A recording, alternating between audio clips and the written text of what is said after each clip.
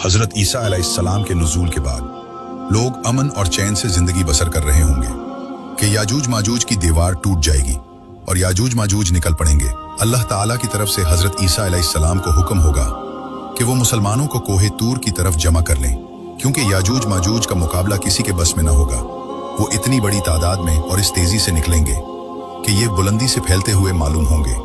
वो शहरों को रोन डालेंगे, जमीन में जहां पहुंचेंगे तबाही मचा देंगे और जिस पानी पर से गुजरेंगे उसे पीकर खत्म कर देंगे। यहां तक कि इनकी पहली जमात बहीरा तिब्रिया पर गुजरेगी तो उसका पूरा पानी पी जाएगी, और जब उनकी आखिरी जमात वहां पहुंचेगी तो उसे देखकर कहेगी कि यहाँ पानी का असर था।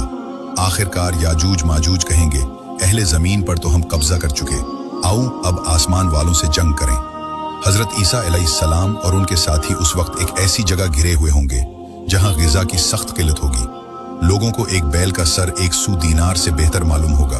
फिर लोगों की दरख्वास्त पर हजरत ईसा अलैहिस्सलाम याजूज माजूज के लिए बद्दुआ फरमाएंगे। बस अल्लाह ताला उनकी गर्दनों और कानों में एक कीड़ा पैदा कर देगा जो बाद में फोड़ा बन जाएगा।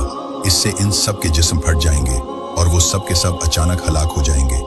इसके बाद हजरत ईसा अलैहिस्सलाम और उनके साथी कोहे तूर से जमीन पर उतरेंगे, मगर पूरी जमीन याजूज माजूज की लाशों से फटी पड़ी होगी, चिकनाहट और बदबू से भरी होगी, जिससे मुसलमानों को बहुत ज्यादा तकलीफ होगी।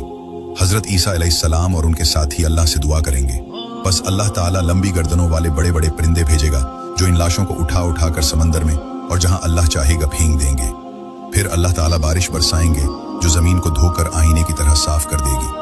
जमीन अपनी असली हालत में आ जाएगी और फल फूल उगाएगी।